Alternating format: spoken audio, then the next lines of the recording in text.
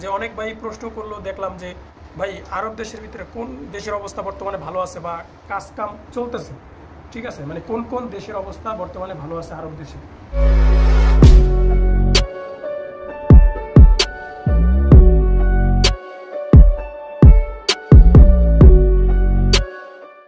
আসসালামু আলাইকুম, আশা করি সকলেই ভালো আছেন প্রবাসী ভাইরা। ভিডিওটি যে যেখান থেকে দেখছেন সকলকে জানাই অভিনন্দন এবং ভালোবাসা। বন্ধুরা, গত কয়েকদিন হবে আপনারা জানেন যে আমি কাজের ভিতরে ভিডিও নিয়ে আসতে পারি না, কাজের ভিতরে রেগুলার ভিডিও করতে পারি না। এখন বর্তমানে প্রচণ্ড পরিমাণ কাজ থাকার কারণে আপনারা জানেন যে রুমে বসে ভিডিও করতাম। তো বন্ধুরা, আবার আপনাদের মাঝে কাজের ভিতরে ভিডিও নিয়ে চলে আসলাম। তো সবাই আশা করি ভালো আছেন। বন্ধুরা, আজকে হচ্ছে ভিডিওটা যে বিষয়টার উপর ভিডিওটা নিয়ে আসলাম খুবই গুরুত্বপূর্ণ। আমি মনে করি যারা নতুন প্রবাসে আসবে বা বিদেশে এসে টাকা ইনকাম করবে, তো তাদের জন্য মনে করি এই ভিডিওটা খুবই গুরুত্বপূর্ণ। তো বন্ধুরা, ভিডিওটার টপিকটা হচ্ছে যে অনেক ভাই প্রশ্ন করলো, দেখলাম যে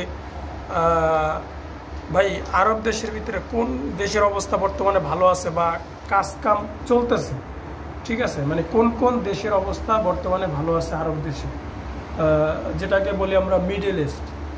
তো বন্ধুরা, মূলত আজকে এই প্রশ্নের উত্তরগুলো দেব। তো ভিডিওটি ধৈর্য সহকারে আপনারা একটু কষ্ট করে হলেও শুরু থেকে শেষ পর্যন্ত দেখার চেষ্টা করবেন বন্ধুরা। ভিডিওটি শুরু করি তাহলে। তো শুরু করার আগে আপনাদের কাছে ছোট্ট একটা রিকোয়েস্ট, যারা এখনই আমার কে ডেঞ্জার 2 চ্যানেলটি সাবস্ক্রাইব করেনি তারা এখনই করে দিবেন, আর যারা করেছেন তাদেরকে অসংখ্য ধন্যবাদ। আমরা জানি যে আরব দেশের মধ্যে অনেক দেশে আছে, যে দেশগুলো আমাদের বাংলাদেশ থেকে এবং বিভিন্ন দেশে কর্মী নিয়ে থাকে কাজ করার জন্য। তো ওই সব দেশের বিষয় তো আমরা জানতে চাই, তাই না? তো যেমন আপনার মালয়েশিয়া, কুয়েত, বাহরান, সৌদি, কাতার, দুবাই, ওমান, ঠিক আছে, তারপর আরও অনেক কিছু দেশ আছে যেমন মালদ্বীপ। তো এইগুলো হচ্ছে বর্তমানে হচ্ছে মিডল ইস্ট বলে থাকি আমরা। যেমন আমাদের দেশ থেকে, বাংলাদেশ থেকে বেশি ভাইরা কাজ করে এইসব দেশ। তোরা সবার তো আর মানে ক্ষমতা হয় না যে ইউরোপ, ইতালি, ফ্রান্স এইসব দেশে যে কাজ করার। তা আমাদের মতো যারা সাধারণ ফ্যামিলির বা মধ্যবিত্তের মানুষ, তারাই মিডল ইস্টে আসে। তো অনেক ভাই কমেন্ট করলো যে ভাই মিডল ইস্টের বর্তমানে কোন দেশের অবস্থা কেমন একটু জানাও। তো বন্ধুরা, মিডল ইস্ট বর্তমানে যদি আপনাকে বলি, আসলে এই কথাটা বললে কেউ বিশ্বাস করবে না। আপনারা জানেন কিনা আমি জানি না, বর্তমানে আমি সৌদিকে 1 নাম্বার রাখবো কাজের ভিতরে, ঠিক আছে। আমি কিছু কথা বলি, তারপর সৌদি ভাইরা হয়তো কমেন্টটা করবেন, আমি জানি আপনারা বলবেন যে কাজ নাই বসে আছি। বন্ধুরা, আপনার বর্তমানে সৌদিতে কিছু প্রজেক্ট চালু হয়েছে, যেমন স্টেডিয়ামের ক্ষেত্রে, আপনার হোটেল, রেস্টুরেন্ট করার জন্য। এগুলা কেন? আপনার 2034 সালে ফুটবল বিশ্বকাপ সৌদিতে পড়ছে। আপনারা জানেন যে 2022 সালের খেলা হয়েছিল কাতারে। তো 2034 সালের ফুটবল বিশ্বকাপটা সৌদি পড়ছে। তো ওই হিসাব করলে দেখা যায় যে সৌদিতে বর্তমানে সামনে বা এখন না হতে পারে, হয়তো সামনে দুই একটা বছর পর হয়তো সৌদিতে বর্তমানে কাজ চালু হতে পারে প্রচণ্ড। কারণ এর প্রমাণ কাতার থেকে আপনার বর্তমানে সৌদিতে লোক নিচ্ছে কাজ করার জন্য, ঠিক আছে।